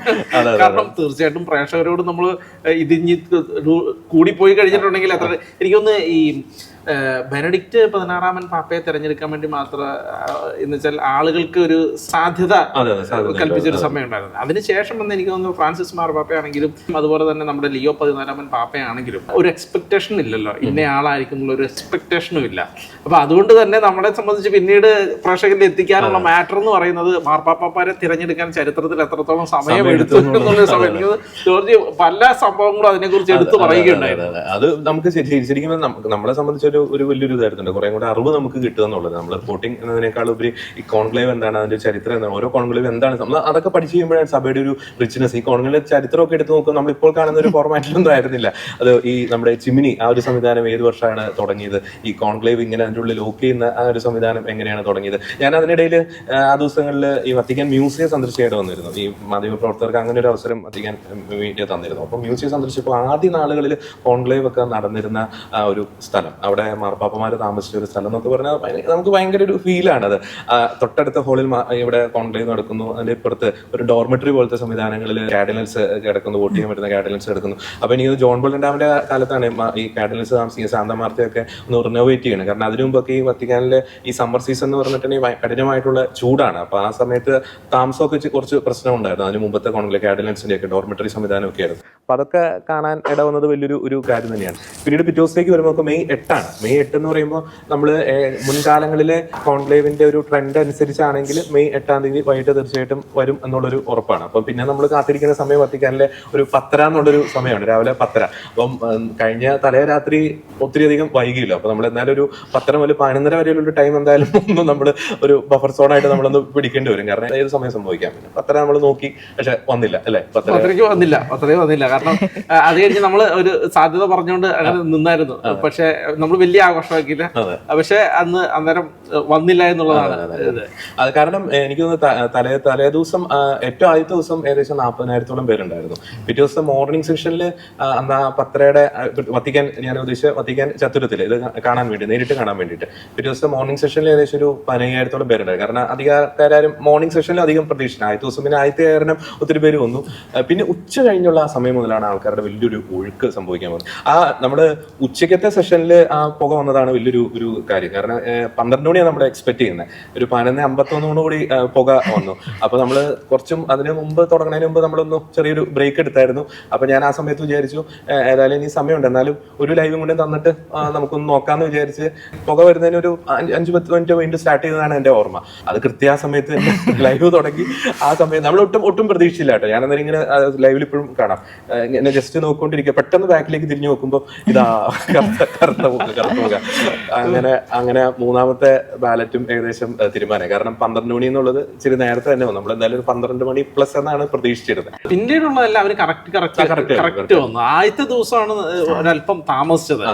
ആദ്യ ദിവസം താമസിച്ചത്. അപ്പൊ പിന്നെ നമുക്ക് ഒരു ആശങ്ക തോന്നിയായിരുന്നു പിന്നെ താമസിക്കാൻ സാധ്യത ഉണ്ടോ എന്നൊക്കെ. പക്ഷെ പിന്നീടുള്ള ദിവസങ്ങളെല്ലാം വളരെ കറക്റ്റ് ആയിട്ട് അത് പ്രൊസീജിയർ. അത് ആദ്യ ദിവസം താമസിക്കാൻ കാരണം പലരും പറഞ്ഞാൽ നമുക്കറിയാം, പേപ്പൽ ഒരു പ്രീച്ചറായിട്ടുള്ള കണ്ടലമാസ അദ്ദേഹത്തിന്റെ ഒരു പ്രീച്ചിങ് അല്പസമയം കുറച്ചധികം സമയം നീണ്ടുപോയി. അതുകൊണ്ടാണ് താമസിച്ചതെന്നാണ് പിന്നീട് വന്ന ചില റിപ്പോർട്ടുകളൊക്കെ വരുന്നത്. പിന്നീടുള്ള നിമിഷമായിരുന്നു അല്ലെ. പിന്നീട് 4ാമത്തെ ബാലറ്റിന്റെ റിസൾട്ട് വന്ന സമയമായിട്ടും ഒന്നും വന്നില്ല. അപ്പൊ 4ാമത്തെ ബാലറ്റിന്റെ പ്രത്യേകത, അതിൽ പോപ്പേനെ തെരഞ്ഞെടുത്താൽ മാത്രമേ പുക വരുള്ളൂ, അല്ലെങ്കിൽ ഒരു പുകയും വരില്ല.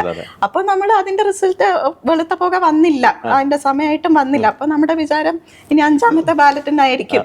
അപ്പൊ ആ ഒരു തൽക്കാലം ഒരു പോസ് ഇട്ട് അന്നേരം നമുക്ക് 2 ലൈവ് പോകുന്നുണ്ട്. 1ാമത്തെ ലൈവ് നമ്മുടെ വത്തിക്കാനിൽ നിന്നുള്ള ലൈവ്, 2ാമത്തെ ലൈവ് നമ്മുടെ പേപ്പൽ തെരഞ്ഞെടുപ്പിന് വേണ്ടി ലൈവായിട്ട് നിത്യാരാധന ഇവിടെ ദിവ്യകാരുണ്യം വെച്ച് പ്രാർത്ഥന വെച്ച് ലൈവ് പോകുന്നുണ്ട്.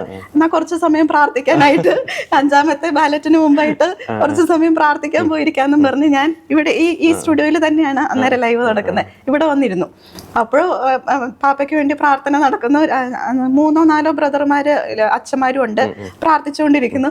അപ്പോഴാണ് ഇവിടെ ലൈവ് പോണ ഒരു സ്ക്രീൻ ഇവിടെ വെച്ചിട്ടുണ്ട്. ഇതിന്റെ സൈഡിൽ തന്നെ ആയിട്ട് മറ്റേ ലൈവിന്റെയും വെച്ചിട്ടുണ്ട്.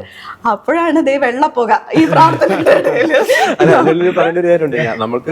നമ്മൾ ആ സമയത്ത് എക്സ്പെക്ട് ചെയ്യുന്നത് ഇനി 4ാമത്തെ റൗണ്ടിന്റെ പുക വരാൻ എക്സ്പെക്ട് ചെയ്യുന്നത്, വെളുത്ത പുകയാണ് എക്സ്പെക്ട് ചെയ്യുന്നത് 5:30. അപ്പൊ 5:30 വന്നില്ല. അപ്പൊ നമ്മൾ തമ്മിലുള്ള ലൈവ് ഇന്ററാക്ഷനിൽ നമ്മൾ പറയുന്നുണ്ട്, അപ്പോൾ ഏതായാലും 4ാമത്തെ ബാലറ്റിൽ ഏതായാലും തെരഞ്ഞെടുപ്പ് നടന്നിട്ടില്ല, 5ാം ബാലറ്റിലേക്ക് പോയിക്കൊണ്ടിരിക്കുകയാണ്. കാരണം നമുക്ക് ആ ഒരു ഘട്ടം നമുക്ക് അനുമാനങ്ങൾ പറയാൻ സാധിക്കുള്ളൂ. ഏകദേശം പഴയകാല ട്രെൻഡും വത്തിക്കാൻ തന്നിരിക്കുന്ന ചില ഒഫീഷ്യൽ ടൈമിംഗ് വെച്ച് ചില അനുമാനങ്ങൾ പറയാൻ സാധിക്കുള്ളൂ. അപ്പോൾ അങ്ങനെ നമ്മൾ പറഞ്ഞുകൊണ്ടിരിക്കുമ്പോഴാണ് പെട്ടെന്ന് ഞാൻ സ്ക്രീനിലേക്ക് തന്നെ നോക്കിയിട്ടാണ് പറയുന്നത്, വെളുത്ത പുക എന്നുള്ളത് എനിക്ക് ആ ഒരു മൊമെന്റ് വെളുത്ത പുക എന്ന് പറഞ്ഞാല് അയ്യോ, നമ്മളിങ്ങനെ കാത്തിരുന്ന അവസാനം അത് കണ്ടപ്പോ വിശ്വസിക്കാൻ പറ്റുന്നില്ല. ആ ഒരു എന്റെ പോലെ ആ മൊമെന്റ് എന്ന് പറഞ്ഞാൽ റിപ്പോർട്ടിംഗ് എന്ന് പറഞ്ഞാൽ ഭയങ്കര വൈകാരികമായിരുന്നു. നമ്മളെ ശബ്ദം കേട്ടിരുന്നു എന്താണ് സംഭവിക്കുന്നത്. പക്ഷെ സംഭവിച്ചെന്ന് വെച്ചാൽ അപ്പോഴത്തേക്കും ഏകദേശം എനിക്ക് തോന്നുന്നു 40,000-ഓളം പേര് ഏകദേശം ആഫ്റ്റർനൂൺ സെഷനിൽ അവിടെ വത്തിക്കാനിൽ ഉണ്ടായിരുന്നു ഈ വെളുത്ത പുക അനൗൺസ് ചെയ്യുന്ന സമയത്ത്. പിന്നെ ഹബേമൂസ് പാപ്പ ആ ഒരു അനൗൺസ്മെന്റ് കേൾക്കാൻ വേണ്ടിയിട്ട് ആ സമയമായപ്പോഴത്തേക്ക് ഉർബിയത്തോർബി ആശീർവാദത്തിന്റെ ഒക്കെ സമയത്ത് 1.5 ലക്ഷത്തോളം പേരാണ് അവിടേക്ക് ഓടിയെത്തിയത്. അല്ല, അത് അതിന്റെ ലൈവിലും നമ്മുടെ ലൈവിലും ആ ഒരു വ്യത്യാസം ഭയങ്കര പ്രകടമാണ്. വെളുത്ത പുക വന്നതോടെ 10,000, 20,000 20,000-30,000 ആയി. ഇങ്ങനെ ഹബേമൂസ് പാപ്പ അവിടേക്ക് എത്തിയപ്പോഴേക്കും 50,000 കടന്ന് നമ്മുടെ വ്യൂസ് അങ്ങ് പോയി. വേറെ കാര്യമുള്ളത്, ആ സമയത്ത് നമ്മള് ഇടയ്ക്ക് ഈ യുദ്ധത്തിന്റെ അപ്ഡേഷനും കൂടെ കൊടുത്തിരുന്നു. അപ്പം യുദ്ധത്തിന്റെ അപ്ഡേഷൻ കൂടെ കൊടുത്തു കഴിഞ്ഞപ്പം ആളുകൾ തീർച്ചയായിട്ടും യുദ്ധത്തിൽ അത് മറ്റു ചാനലുകളിലേക്കും കൂടി യുദ്ധം, കാരണം അന്ന് വലിയ യുദ്ധം നടന്നുകൊണ്ടിരിക്കുകയാണ്. കാരണം ഇത് എങ്ങനെ ആവുമെന്ന് ആളുകൾക്ക് ഒരു പിടുത്തമില്ല. അപ്പൊ എല്ലാവരും ഇങ്ങനെ ആശങ്കയോടെ അതിനുള്ളിലേക്ക് നോക്കിയിരിക്കുന്ന ആ സമയത്താണ് ഈ അപ്പൊ നമ്മുടെ വ്യൂവർഷിപ്പും കുറച്ച് അങ്ങോട്ട് മാറിയത്. ആളുകളെല്ലാം നോക്കിയിരിക്കുകയാണ്. ആക്ച്വലി ആളുകൾ കുറെ പേര് നമ്മുടെ രാത്രി 12 അപ്പൊ ആ സമയത്ത് ആളുകൾ കുറെ നോക്കിയിരുന്നു. അതിന്റെ ഇടയിൽ നമ്മൾ യുദ്ധത്തിനെ കുറിച്ചുള്ള അപ്ഡേഷനുകളൂടെ കൊടുത്തു കഴിഞ്ഞപ്പോൾ അവർ മറ്റു ചാനൽ കുറച്ച് വ്യൂവർഷിപ്പ് കുറഞ്ഞ ആളുകൾ അങ്ങോട്ടും കൂടെ പോയി. അത് കഴിഞ്ഞ് ഈ അനൗൺസ്മെന്റ് വന്നു കഴിഞ്ഞപ്പോൾ ആളുകളെല്ലാം കൂടെ ആ സമയത്താണ് നമ്മുടെ ചാനൽ, കാരണം മറ്റോരും പിന്നെ അന്നേരം അവര് കൊടുക്കാൻ തുടങ്ങി. കുറച്ച് അവർ ഇച്ചിരി താമസിച്ചാണെങ്കിലും കൊടുക്കാൻ തുടങ്ങി. കാരണം വെച്ചാൽ അത് വലിയ സംഭവമാണല്ലോ. കാരണം ഇവൻ ആ നടന്നുകൊണ്ടിരിക്കുന്ന യുദ്ധത്തെ വരെ സ്വാധീനിക്കാൻ കഴിയുന്ന സംഭവമാണ് ഇത് എന്ന് പറയുന്നത്.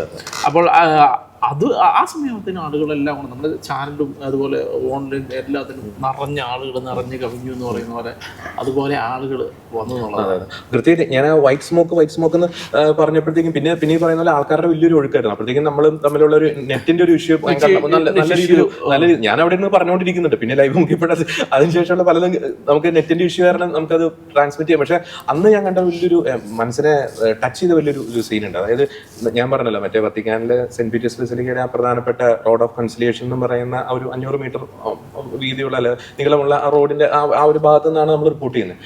ഈ ഒരു വൈറ്റ് സ്മോക്ക് വരുന്നു, പിന്നെ ഈ പള്ളിമണി അടിക്കുന്ന ശബ്ദം കേട്ടപ്പോൾ ആളുകള് വത്തിക്കാനിലെ സെന്റ് പീറ്റേഴ്സ് ആ ഒരു ചത്തുരത്തിലേക്ക് ഓടിക്കൂടുന്ന അവസ്ഥ. എന്റെ പിന്നെ അതിൻ്റെ അകത്ത് യൂത്ത് ഉണ്ട്, വൈദികരുണ്ട്, സംഗീതർ ഓടുവാണ്. ആദ്യമായിട്ട് ഇങ്ങനൊരു കാഴ്ച കാണുന്നത്. ആ പള്ളിമണി അടിച്ചതോട് എവിടെ നിന്നാണെന്ന് അറിയില്ല. നമുക്ക് പല റോഡുകൾ ഇവിടെ വന്ന് ഇങ്ങനെ സംഗമിക്കുന്നുണ്ട്, പ്രധാനപ്പെട്ട റോഡ്. നമുക്ക് അവിടെ ചെല്ലുമ്പോൾ മനസ്സിലാവും അവിടേക്ക് ആളുകൾ ഇങ്ങനെ ഓടും.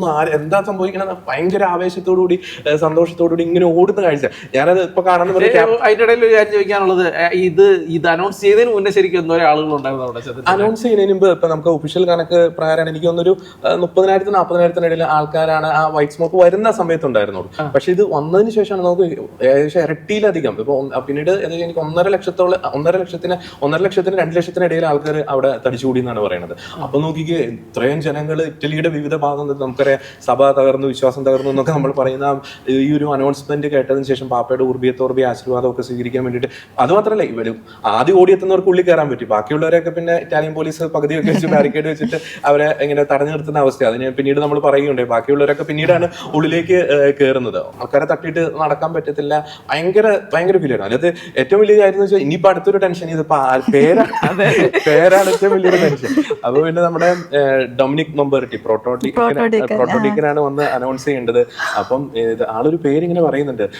അപ്പം നമ്മുടെ മനസ്സിൽ ചില പേരുകളുണ്ട്. അതാണെങ്കിൽ ഉടനെ ഇട്ട് നമുക്ക് പറയാലോ എന്നുള്ള ധാരണയിൽ നിൽക്കുമ്പോൾ കേൾക്കാത്തൊരു പേര്. അപ്പം ഇങ്ങനെ ലിയോണി അങ്ങനെ ഒരു വാക്ക് എനിക്ക് കേൾക്കുന്നുണ്ട്. പക്ഷെ ഇത് ആരാ അങ്ങനെ ഒരു ചാനലിനെ കുറിച്ച് കേട്ടിട്ടില്ല. അങ്ങനെ ഒരു അപ്പൊ ഞാൻ പറയുന്നുണ്ട്. അപ്പം ഇവിടുന്ന് നമ്മളെ വിളിച്ച് ചോദിക്കുന്നുണ്ട് ഇത് ആരാ എന്താ. എനിക്കും പറയാം, കാരണം ഒന്ന് വേറെ ഭാഷയിലാണ്, നമുക്കത് മനസ്സിലാവുന്നില്ല. അപ്പോൾ എനിക്ക് നമുക്ക് നമ്മൾ പഠിച്ചു വെച്ച ചില പേരുകളാണ് കൃത്യം നമുക്ക് പറയാൻ സാധിക്കും. ലിയോണി എന്ന് മാത്രമല്ല, അങ്ങനെ ഒരു പേര് പെട്ടെന്ന് നമുക്ക് ടച്ച് ചെയ്യുന്നുണ്ട്. റോബോട്ട് അങ്ങനെ ഒരു സംഗതി ഇതാക്കുന്നത്. പക്ഷെ നമ്മുടെ മനസ്സിൽ അങ്ങനെ ഒരാളില്ലല്ലോ. നമ്മുടെ ലിസ്റ്റിലുള്ള ആൾക്കാർ ആരുമില്ല. നമ്മൾ കാര്യമായിട്ട് വളരെ ബൈഹാർട്ടായിട്ട്, ഇനിയിപ്പോ നെറ്റ് എന്തെങ്കിലും പ്രശ്നം വന്നു കഴിഞ്ഞാൽ ബൈഹാർട്ടായിട്ട് പഠിക്കാൻ വേണ്ടി മൊബൈലെല്ലാം സൂക്ഷിച്ചു വെച്ചിട്ടുണ്ട്. പക്ഷെ ആ ലിസ്റ്റ് ഒന്നുമില്ല. അപ്പൊ അത് കഴിഞ്ഞിട്ട് ഇങ്ങനെ വരുന്നു. അപ്പം തൊട്ടടുത്ത് ആൾക്കാരെല്ലാം റോഡ് ഇങ്ങനെ നിറഞ്ഞു കവിഞ്ഞു. അവിടെ പിന്നെ ജനസാഗരമാണ്, ജനസമുദ്രമാണ്. അപ്പൊ തൊട്ടടുത്ത ആളോട് ഞാൻ ചോദിക്കുന്നുണ്ട്, ഇതെന്താ ആരാന്ന് മനസ്സിലായോ എന്ന് ചോദിച്ചു. അപ്പൊ ആൾക്ക് മനസ്സിലായില്ല. പക്ഷെ അമേരിക്കൻ പോപ്പ് അന്ന് പറഞ്ഞിട്ടുണ്ടെന്ന് പറഞ്ഞു. അപ്പോഴെനിക്ക് ഇവിടുന്ന് ഒരു കോള് വന്നു. അപ്പം അർജാന വിളിച്ചെന്ന് എനിക്ക് തോന്നുന്നു. അപ്പം അമേരിക്കയിൽ നിന്നുള്ള പോപ്പാന്നുള്ളൊരു വിവരം കിട്ടുന്നുണ്ട് എന്ന് പറഞ്ഞു. പിന്നെ അപ്പോഴത്തേക്കും പിന്നെ തോമസിന് അത് അല്ലേ അന്നേരം നമുക്ക് ലിയോ ആണ് ലിയോ പറഞ്ഞു കഴിഞ്ഞപ്പോ ലിയോ 14 ആണെന്നുള്ളത് സ്റ്റക്കായില്ല, 16 കിട്ടിയില്ല. പക്ഷെ അന്നേരത്തിനും ടോമസിന് ഞാൻ 14 കേട്ടേന്ന് പറഞ്ഞു. ഒന്നാമത് ടോമസിന് ഭാഷയും കൂടെ അറിയാം, ടോമസിന് ഭാഷയും കൂടെ അറിയാവുന്ന ടോമസിന് 14 കേട്ടത്. അപ്പൊ 14 പറഞ്ഞു. 14 അവിടെ പ്രശ്നം പറ്റുന്ന നമ്മുടെ മൊബൈലിൽ നെറ്റ് കിട്ടുന്നില്ല, നെറ്റ്വർക്ക് എല്ലാം ജാമായി. ശരി, അന്നേരത്തേനും നെറ്റ് കട്ടായി. അപ്പൊ ഞാൻ മൊബൈലിൽ നോക്കുന്നുണ്ട്, നെറ്റ് ഒന്നും നമുക്ക് കിട്ടുന്നില്ല. ഇടയ്ക്ക് വെച്ച് നമുക്ക് കോള് കണക്ട് ആക്കാൻ പറ്റും. പിന്നെ അതിനുശേഷം റോബിൻ ഇങ്ങോട്ട് ജോർജ് കേൾക്കുന്നുണ്ടോ എന്ന് ചോദിക്കുന്നുണ്ട്. അതിനിടയിൽ അതിനകത്തൊരു വേറെ തമാശ എന്ന് പറഞ്ഞാൽ ജോർജ് കേൾക്കുന്നുണ്ടോ എന്ന് ചോദിച്ചു കഴിഞ്ഞപ്പോ വത്തിക്കാനിലെ മീഡിയ കാണിക്കുന്നത് ഒരു പയ്യൻ ഒരു പോസ്റ്റിന്റെ മുകളിൽ ഇങ്ങനെ. അപ്പൊ ചിലർ എനിക്കത് കട്ട് ചെയ്തിട്ട് അയച്ചു തന്നു. ഇപ്പൊ ജോർജ് എന്ന് പറഞ്ഞ ആളാണ് ഒരു പയ്യൻ പോസ്റ്റിന്റെ മുകളിൽ നിൽക്കുന്ന ആ ഒരു വിഷയമാണ് വത്തിക്കാൻ ആ സമയത്ത് കാണിക്കുന്നത്. അപ്പൊ നമുക്ക് കണക്ഷൻ കിട്ടുന്നില്ല, അങ്ങോട്ടും വിളിക്കാൻ പറ്റുന്നില്ല, ഇങ്ങോട്ടും വിളിക്കാം. പിന്നെ അവിടെ നിന്നുള്ള ട്രാൻസ്മിഷൻ റോബിൻ അത് വളരെ ഭംഗിയായിട്ട് അത് അന്നേരം എന്താ വെച്ച് കഴിഞ്ഞാൽ ടോമസിനും ഉണ്ടായിരുന്നു, അരുൺ കലമറ്റത്തിലും രണ്ടുപേരും ഉണ്ടായിരുന്നു. രണ്ടുപേരും ഒന്നാമത് അവർ രണ്ടുപേരും വത്തിക്കാനുമായിട്ട് ഭയങ്കര ഫെമിലിയർ ആയിട്ടുള്ള ആളുകളാണ്. അപ്പൊ അവരാണ് ആ മൂവ്മെന്റ് പിന്നെ കൃത്യമായിട്ട് കാര്യങ്ങൾ പറഞ്ഞു, എന്നാണ് സംഭവിച്ചത്, എന്താണ് പേര്, എന്താണ് കാര്യം, എന്നാണ്. അത് കഴിഞ്ഞ് ടോമസൻ വളരെ പെട്ടെന്ന്, എനിക്ക് ഭയങ്കര അല്പം തോന്നി, ടോമസൻ വളരെ പെട്ടെന്ന് തന്നെ പാപ്പാടെ ഹിസ്റ്ററി എടുത്തു. ഹിസ്റ്ററി ഇത് ഇന്നതാണെന്ന് അപ്പൊ തന്നെ ടോമസൻ പറയും. ഡെസ്കിലെ ഒരു സിറ്റുവേഷൻ എന്ന് പറയുമ്പോൾ നമുക്ക് പേര് കിട്ടിയില്ല, പേരോ കിട്ടിയില്ല, ഇനി അടുത്ത ആളാരാന്ന് കണ്ട് മനസ്സിലാക്കാന്ന് ഓർത്ത്. അപ്പൊ നമ്മുടെ ഈ ഇപ്പൊ തെരഞ്ഞെടുക്കപ്പെട്ട പാപ്പയുടെ ചേട്ടൻ പിന്നെ പറഞ്ഞ പോലെ നമ്മുടെ ആള് വരുവാണ്, പാപ്പ ഇങ്ങനെ പയ്യ വരുക. അപ്പൊ ആദ്യം കാണുന്നത് നെറ്റി പിന്നെ പുരികം, പിന്നെ ആളുടെ മുഖം ഒക്കെ കണ്ടപ്പോഴേക്കും പാപ്പ ഭയങ്കര ഈ ക്യൂട്ട്നെസ് ഓവർലോഡ് എന്നൊക്കെ പറയില്ലേ, അതുപോലെ ഭയങ്കര നല്ലൊരു ഭയങ്കര അട്രാക്ട് ചെയ്യണ ഒരു രീതിയിലാണ് പാപ്പ വന്ന് നിന്ന്. ശരിക്കും ഭയങ്കര ക്യൂട്ടായിരുന്നു. അതിനു മുമ്പ് ആർക്കും അറിയില്ല, അത് ആരുടെ പേര് കേട്ടപ്പോഴും ആർക്കും അറിയില്ല. അവിടെ വന്ന് നിന്നപ്പോ പക്ഷെ ആ പാപ്പയുടെ ആ ചിരി അതോടെ എല്ലാവരുടെയും ഹൃദയം അങ്ങ് കീഴടക്കി. അതോടെ അതങ്ങ് രജിസ്റ്റേർഡ് ആയി, നമ്മുടെ പാപ്പ ഇതാണ്, നമുക്കൊരു പാപ്പയെ കിട്ടിയിരിക്കുന്നു. അപ്പൊ ഈ കോൺക്ലേവിന്റെ ഇടയിൽ ഇങ്ങനെ ഒരു നിധി ഒളിഞ്ഞിരിപ്പുണ്ടായിരുന്നെന്ന് അപ്പോഴാണ് സ്വർഗത്തിന്റെ ആ ഒരു തെരഞ്ഞെടുത്ത് കണ്ടുപിടിച്ച ഒരു നിധി. അത് ഞാൻ അതിനിടയിൽ ആ ദിവസങ്ങളിലൊക്കെ അവിടെ ചിലരോടൊക്കെ സംസാരിക്കാറുണ്ടായിരുന്നു. ഇപ്പൊ ആർക്കായിരിക്കും അങ്ങനെ ചോദ്യത്തിനൊരു പ്രസക്തി ഇല്ല, കാരണം ദൈവമാണ് പരിശുദ്ധാത്മാവാണ് തീരുമാനിക്കുന്നത്. ഇങ്ങനെ ചെറിയൊരു റൂമർ ഉണ്ടായിരുന്നു. ഇപ്പൊ അതിനിടയ്ക്കാണ് ട്രംപ് പോപ്പായിട്ടൊക്കെ ഒരു ഇതൊക്കെ അമേരിക്കൻ എന്നൊരു സാധ്യതയുണ്ടോ, അമേരിക്കൻ സാധ്യത പലരോടൊക്കെ ചോദിക്കുമ്പോൾ പലരും പറയാൻ യാതൊരു സാധ്യതയും ഇല്ല. ചില മീഡിയാസ് ഒക്കെ കാഡലൻ റോബർട്ട് പ്രൊവോസ്റ്റിന്റെ പേര് ചിലര് അവസാന ഘട്ടമൊക്കെ എത്തിയപ്പോ ഒന്ന് വരുന്നുണ്ട്. പക്ഷെ ഒരു ടോപ്പ് പൊസിഷനിലേക്ക് പ്രൊമിനന്റ് ആയിട്ടില്ല. ഒരുവിധം എല്ലാവരുടെയും പറഞ്ഞ ചാനലാണ് കർദിനാൾ റോബർട്ട് പ്രിവോസ്റ്റിനെ പറഞ്ഞിട്ടുള്ളത്, അല്ലാതെ വളരെ സെലക്റ്റീവ് ആയിട്ട് എടുത്ത ചാനലുകളൊന്നും ഇത് വന്നിട്ടില്ല. അതിന്റെ പിന്നീട് കുറച്ച് സമയം എനിക്ക് പിന്നെ അവിടുന്ന് വേറെ റോളൊന്നും ഉണ്ടായിരുന്നില്ല. പിന്നെ റോബിനും നമ്മുടെ തത്സമയ അച്ഛന്മാരൊക്കെ ആയിരുന്നു അത് ഭംഗിയായിട്ട് മുന്നോട്ട് കൊണ്ടുപോയത്. എനിക്കൊന്ന് അതിൻ്റെ ഉള്ളിൽ എടുത്തു പറയേണ്ട കുറച്ച് പേരുകൾ, കാരണം നമ്മള് പലപ്പോഴും ആശ്രയിച്ച അച്ഛന്മാരുണ്ട്. ബോബിനച്ഛൻ, അതുപോലെ തന്നെ പ്രിൻസ് അച്ഛൻ, ജിയോ തരകൻ അച്ഛൻ, ഇവരെല്ലാം പലപ്പോഴും നമ്മള് എനിക്കൊന്ന് അവരും കൂടി ഉള്ളപ്പോൾ നമുക്ക് വത്തിക്കാന്റെ പല ഭാഗങ്ങളിൽ നിന്ന് പല സാധനങ്ങൾ പലപ്പോഴും കിട്ടിയെന്നുള്ളു. പ്രേക്ഷകരിലേക്ക് എല്ലാ ഭാഗങ്ങളിൽ നിന്നും കാര്യങ്ങൾ എത്തിക്കാൻ. അതുപോലെ വത്തിക്കാൻ മാധ്യമ വിഭാഗത്തിലെ സിസ്റ്റർ റൂബിനെ ഉണ്ടായിരുന്നു. ഒത്തിരി പേരുണ്ടായിരുന്നു. പല അവിടെ നിന്നുള്ള പല അച്ഛന്മാർ, മലയാളികളായിട്ടുള്ള ഒത്തിരി വൈദികർ. ഞാനിപ്പോൾ അവിടെ ആയിരുന്നപ്പോൾ മലയാളികളായിട്ടുള്ള ഒത്തിരി വൈദികർ നമ്മളെ ഒരു ബ്രദർലി ലവോട് കൂടി തന്നെ ഒത്തിരി സപ്പോർട്ട് ചെയ്തു. ഇപ്പം ബോബിനച്ചനൊക്കെ ആണെങ്കിൽ ബോബിനച്ചനെ തൊട്ടടുത്ത് തന്നെയാണ് അച്ഛൻ്റെ ഹോസ്പിറ്റലൊക്കെ ഉള്ളത്. അപ്പോൾ നമുക്ക് പലപ്പോഴും ഇപ്പോൾ റിപ്പോർട്ടിങ്ങിന്റെ സമയത്ത് കൃത്യസമയത്ത് ഭക്ഷണമൊന്നും കഴിക്കാൻ പറ്റാറില്ല. നമ്മൾ ആദ്യ ദിവസമൊക്കെ എത്തിയപ്പം നമ്മൾ, കാരണം അവിടെ നിന്ന് പോന്നു കഴിഞ്ഞാൽ പിന്നെ നമുക്ക് എന്തെങ്കിലും പ്രധാനപ്പെട്ട കാര്യങ്ങൾ മിസ്സാവുമെന്ന് വിചാരിച്ച ഭക്ഷണമൊക്കെ പലപ്പോഴും സ്കിപ്പ് ചെയ്യാറുണ്ട്. അപ്പൊ അച്ഛൻ ചില ദിവസങ്ങളിലൊക്കെ എന്തെങ്കിലും സ്നാക്സും കാര്യങ്ങളൊക്കെ ആയിട്ട് നമുക്ക് അങ്ങോട്ട് വരുന്ന അതൊക്കെ നമ്മളെ വളരെ ടച്ച് ചെയ്തു. അതുപോലെ പ്രിൻസച്ചനെ ഒത്തിരി നമ്മളെ ഹെൽപ്പ് ചെയ്തിട്ടുണ്ട്. ഒത്തിരി ഞാൻ അവിടെ ആയിരുന്നു. അപ്പൊ നമുക്ക് സ്ഥലങ്ങളും ഒന്നും അറിയത്തില്ല. അപ്പം എങ്ങനെയാണ് വത്തിക്കാൻ, ഞാൻ ശരിക്കും പറഞ്ഞാൽ വത്തിക്കാനിൽ ഒരു 20 മിനിറ്റ് മാറി. ശരിക്കും അത് വലിയൊരു അനുഗ്രഹം തന്നെയായിരുന്നു. മേരി മേജർ ബസിലിക്കയുടെ തൊട്ടടുത്ത് തന്നെയായിരുന്നു ഫ്രാൻസിസ് മാർപ്പാപ്പയെ കബറടക്കം ചെയ്തിരിക്കും മേരി മേജർ ബസ്. അപ്പൊ അവിടെ നിന്ന് വത്തിക്കാനിലേക്ക് എങ്ങനെയാണ് എത്തേണ്ട ബസ് റൂട്ട്, അവിടുത്തെ കാര്യങ്ങളൊക്കെ പ്രിൻസച്ചൻ പറഞ്ഞിരുന്നു. ജിയോ തരകനച്ഛൻ ഒരു സഹോദരനെ പോലെ തന്നെ കണ്ട് ഓരോ കാര്യങ്ങളും പറഞ്ഞു തന്നു. ഒത്തിരി ഹെൽപ്പ് ചെയ്യുന്ന അങ്ങനെ പല അച്ഛന്മാരും, ഞാൻ ചിലരുടെയൊക്കെ പേര് ചിലപ്പോൾ വിട്ടു, മനഃപൂർവ്വമല്ല, പക്ഷെ ഒത്തിരി അച്ഛന്മാരും സിസ്റ്റേഴ്സും ഒക്കെ നമ്മള് അതിൻ്റെ ഉള്ളൊരു നമുക്ക് അപരിചിതത്വം തോന്നാത്ത രീതിയിൽ ഒരുപാട് ആളുകളെ ദൈവം നമ്മളോടൊപ്പം കൂട്ടിച്ചേർത്തു എന്നുള്ളതാണ് അതിൻ്റെ അച്ഛന്മാര്. അങ്ങനെ ഒരു സംഭവം. പിന്നെ എനിക്ക് അതിൻ്റെ ഉള്ളിൽ പാപ്പായുടെ അമേരിക്കയിൽ നിന്നാണ് പാപ്പ എന്ന് പറഞ്ഞപ്പോൾ നമ്മൾ ഓർക്കുന്നുണ്ടാവും, നമ്മളന്ന് അമേരിക്കൻ ഇലക്ഷൻ നമ്മൾ ഭയങ്കരമായിട്ട് ചെയ്തായിരുന്നല്ലോ, ആളുകൾ ഒരുപാട് ലക്ഷക്കണക്കിന് ആളുകൾ കണ്ടു.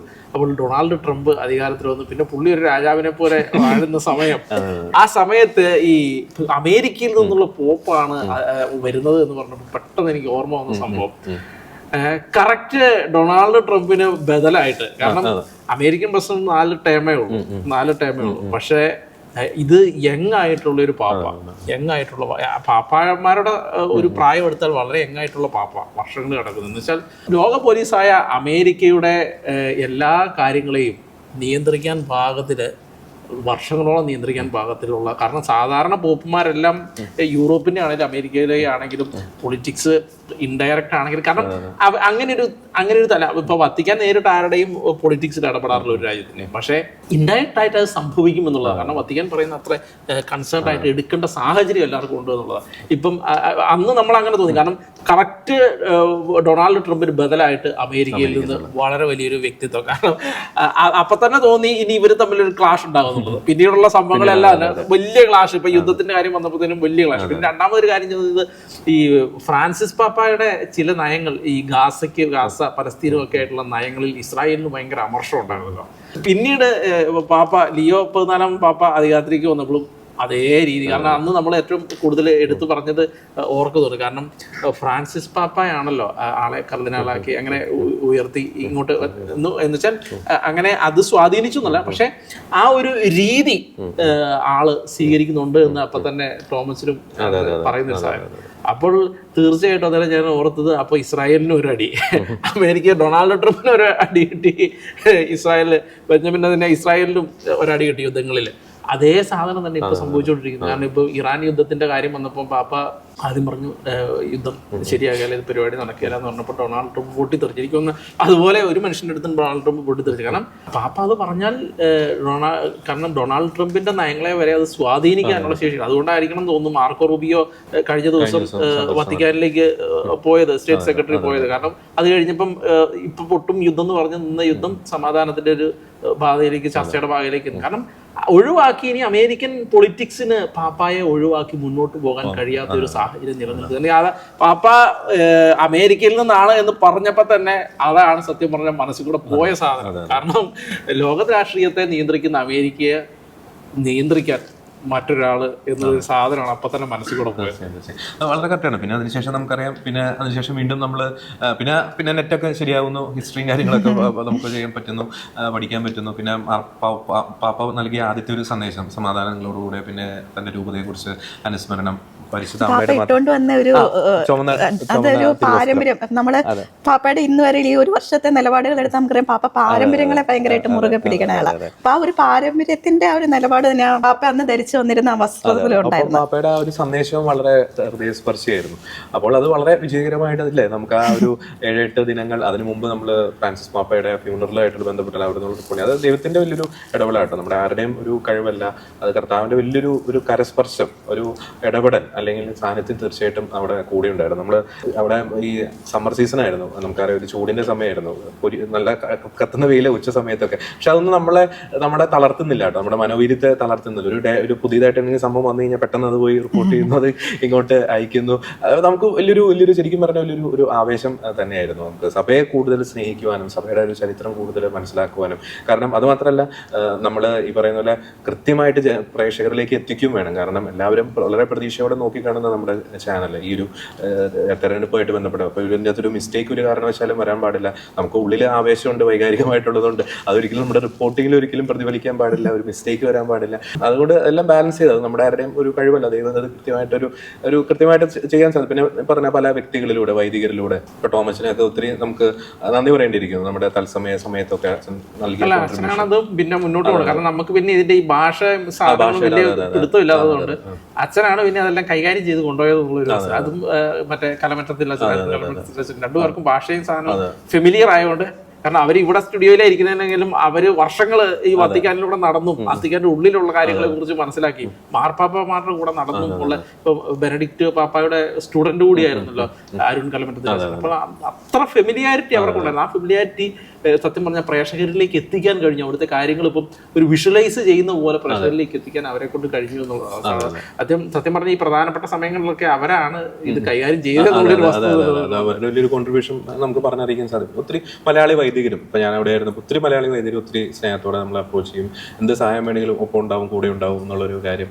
ഒപ്പം ശരിക്കും ആ ഒരു ദിനങ്ങൾ എന്ന് പറയുന്നത് ഏപ്രിൽ 24 എത്തുന്നു, പിന്നെ മെയ് 10 അവിടുന്ന് തിരിച്ചു. ആ ദിനങ്ങൾ എന്ന് പറയുന്നത് വത്തിക്കാൻ ചത്തുരമായിട്ടൊരു വൈകാരികമായിട്ടുള്ളൊരു ബന്ധം സ്ഥാപിച്ചെടുക്കുക. ഒരു ഭയങ്കര ഒരു എന്തായിരുന്നു, നമ്മൾ ഓരോ ദിവസം അവിടെ വരുമ്പോൾ എന്താണ് നമ്മുടെ ഒരു തറവാട്ടിലേക്ക് വരുന്നൊരു ഫീലായിരുന്നു. ഓരോ ദിവസം രാവിലെ അവിടെ നിന്ന് 20 മിനിറ്റാണ് ട്രാവലുള്ളത്, അവിടെ എത്തുന്നു. അത് കഴിഞ്ഞിട്ട് അവിടെ നിന്നുള്ള റിപ്പോർട്ടിങ് കാര്യങ്ങളും എന്താണ് ഓരോ ദിവസം അവിടെ വത്തിക്കാൻ ചത്തുരത്തിലേക്ക് ഒരു എത്തിയില്ലെങ്കിൽ എന്തൊരു വിഷമം പോലെ ആ ദിവസങ്ങളിലൊക്കെ.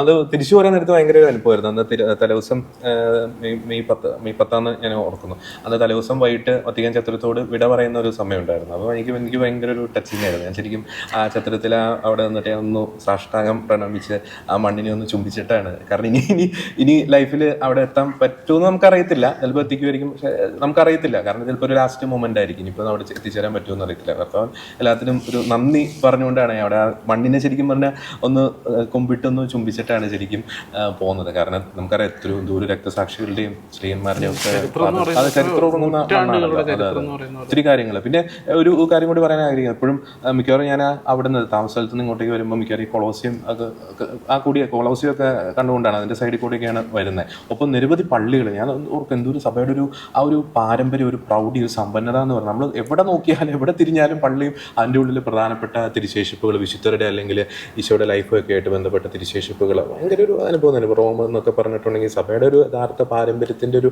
വലിയൊരു തനിമ ശരിക്കും പറഞ്ഞാൽ തിരിച്ചറിയാൻ സാധിച്ചു. കൊളോസിയത്തിലൊക്കെ വരുമ്പോൾ നമുക്ക് വല്ലാത്തൊരു വികാരമായിരുന്നു. നമുക്ക് രക്തസാക്ഷികളുടെയൊക്കെ അവരുടെ ആ ഒരു രോദനവും അവരുടെ ആ ഒരു എന്താ പറയുക പ്രാർത്ഥനാ ഗീതങ്ങൾ ഇപ്പോഴും ആ ഒരു അന്തരീക്ഷത്തിൽ അലയടിക്കുന്ന ഒരു ഫീൽ തന്നെയായിരുന്നു. അപ്പോൾ തീർച്ചയായിട്ടും നമുക്ക് ദൈവത്തിന് നന്ദി പറയാം അല്ലേ. വലിയൊരു അനുഭവം തന്നെയായിരുന്നു റോസും റോബിനും. നമ്മൾ മാത്രമല്ല, നമ്മുടെ ഒപ്പം നമ്മുടെ വലിയൊരു ടീം കൂടി ഉണ്ടായിരുന്നു കേട്ടോ, അതും എടുത്ത് പറയേണ്ടതാണ്.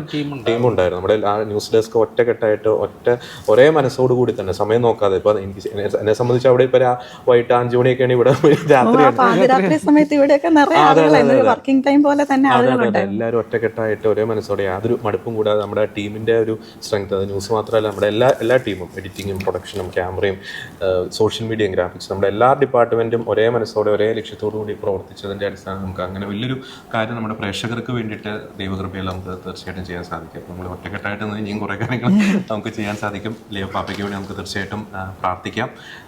ഇനിയും കൂടുതൽ കരുത്തോടു കൂടി തന്നെ സഭയെ നയിക്കുവാൻ പാപ്പയ്ക്ക് സാധിക്കട്ടെ എന്ന് നമുക്ക് പ്രത്യേകം പ്രാർത്ഥിക്കാം.